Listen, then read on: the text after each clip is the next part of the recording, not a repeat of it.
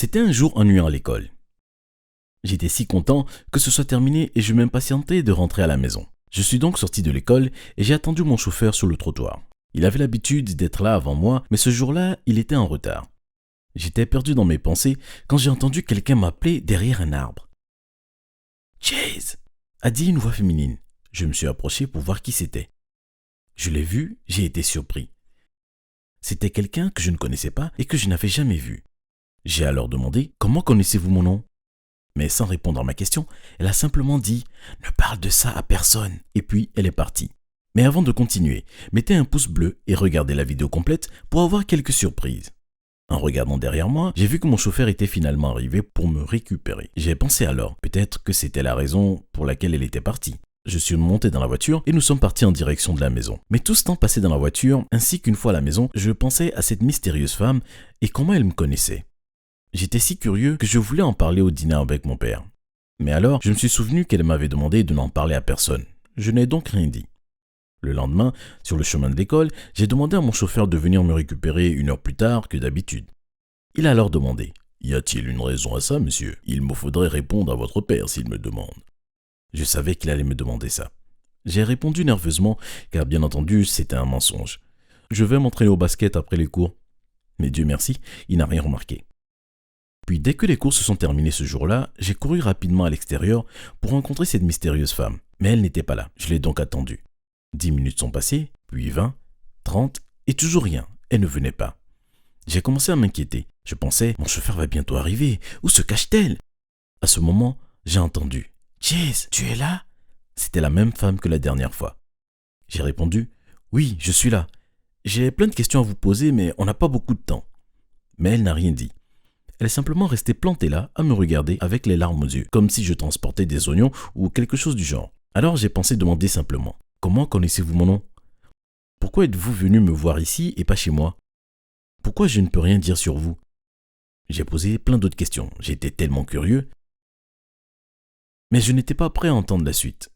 Elle a dit « Chase, je suis ta mère. » Ça m'a extrêmement choqué et je ne pouvais pas en croire mes oreilles. J'ai alors dit, encore plus perdu que jamais « Vous plaisantez ?»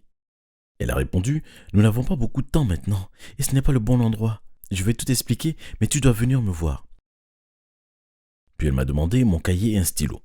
Elle a écrit une adresse et a dit « C'est mon appartement, on sera en sécurité là-bas. » Après ça, elle m'a regardé les larmes aux yeux, puis elle est partie. Mon chauffeur est arrivé quelques minutes après et je suis rentré. Mais j'étais toujours en pleine confusion. Je ne pouvais pas me concentrer sur quoi que ce soit à cause de ça. Surtout car mon père m'avait dit que ma mère était morte à cause de complications durant l'accouchement. Je pensais au fond de moi, pourquoi mon père m'aurait menti si elle était en vie depuis tout ce temps ? Cette femme se moquait certainement de moi. Puis je suis retourné à mes habitudes.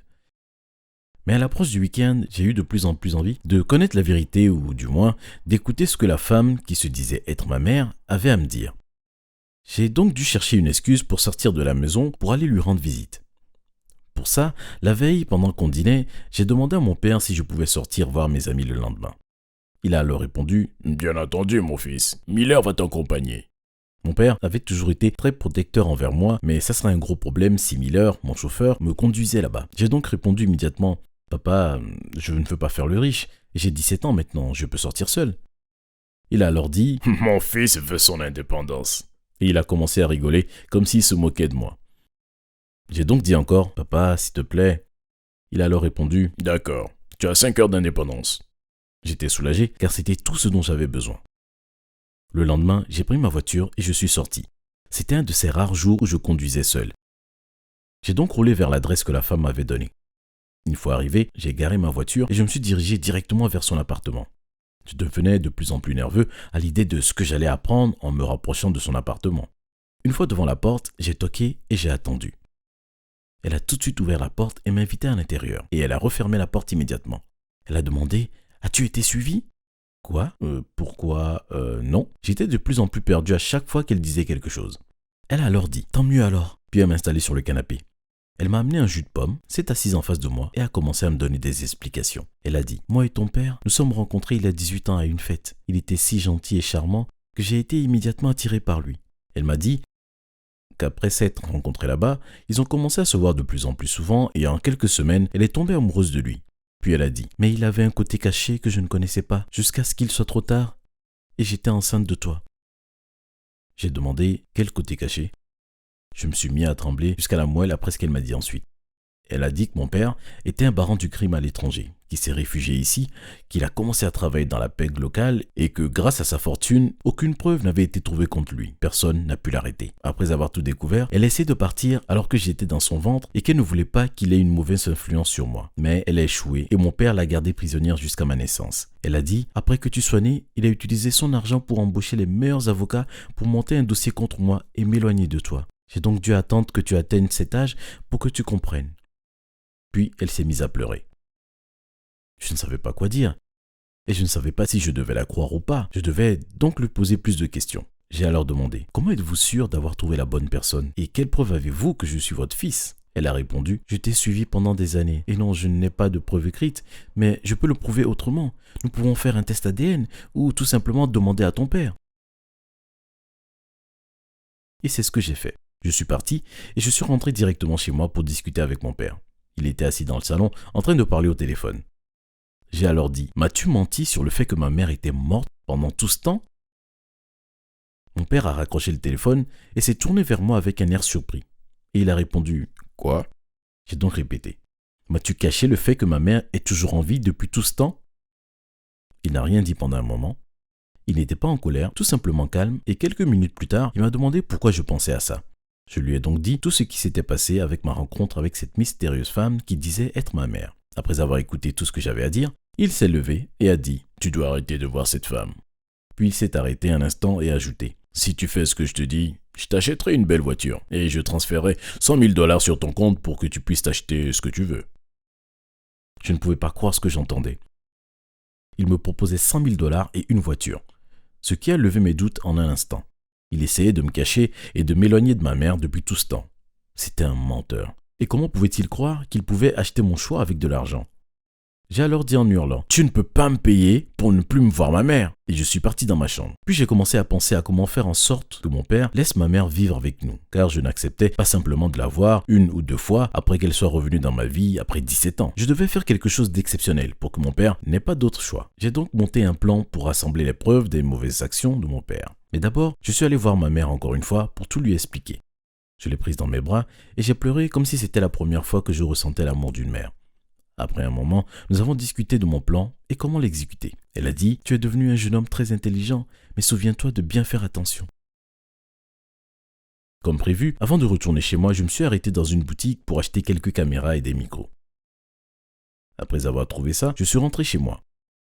Une fois à la maison, j'ai vérifié si mon père était à la maison. J'ai vu que sa voiture n'était pas là et que la maison était vide. En profitant de ce moment, je suis allé directement dans son bureau et j'ai caché les caméras et les micros. Pendant que je cachais tout, j'ai entendu une voiture s'arrêter dans notre allée. Je pensais, c'est sûrement mon père. S'il me trouve là, mon plan va tomber à l'eau. Et j'ai commencé à courir vers ma chambre. J'ai réussi à sortir du bureau et à entrer dans ma chambre juste à temps, avant que mon père ne me voie. Après ça, j'ai attendu quelques jours pour que la caméra enregistre quelque chose d'important. Entre-temps, je voyais régulièrement ma mère et on discutait des avancées du plan. Être à ses côtés me rendait très heureux. Puis un jour, j'ai décidé de vérifier les caméras pour voir si j'avais enregistré quelque chose d'intéressant. Donc pendant que mon père était à l'extérieur, je suis entré dans son bureau de nouveau et j'ai récupéré les caméras. J'étais choqué de ce que la caméra avait enregistré. Mon père était un parrain de la drogue et il portait une arme à feu. Il y avait un enregistrement de lui et de quelques autres personnes en train de frapper un type dans le bureau et d'autres choses qui étaient suffisantes pour l'envoyer en prison. Mais ce n'était pas mon plan. Je voulais simplement être une famille normale avec mes deux parents. Donc cette nuit-là, j'ai emmené ma mère chez moi pour confronter mon père. Quand il est rentré, nous avons visionné les enregistrements sur la télé. Le visage de mon père est devenu tout pâle. J'ai dit alors que ma mère était à mes côtés, « Papa, je suis désolé d'avoir fait ça, mais j'ai plusieurs copies de ces enregistrements dans plusieurs endroits. Si tu n'arrêtes pas ta vie de parrain et acceptes que maman fasse partie de notre famille, alors je devrais donner ces preuves à la police. » Il a répondu fou de colère. « Es-tu devenu fou ?» J'ai répondu « Non. Je sais ce que je fais et je ferai tout ce que je peux pour avoir ma mère dans ma vie. » Il m'a dit que ce n'était pas simple de quitter la vie de parrain une fois commencé, même s'il le voulait. J'ai alors dit calmement, « Fais-le pour nous, papa. Ce n'est pas simple, mais c'est possible et on t'aidera. » Et mon père accepta. Merci d'avoir regardé. Vos parents vous ont-ils déjà payé pour faire quelque chose que vous ne vouliez pas faire? Faites-le nous savoir dans les commentaires. N'oubliez pas de vous abonner et de regarder les autres vidéos de la chaîne.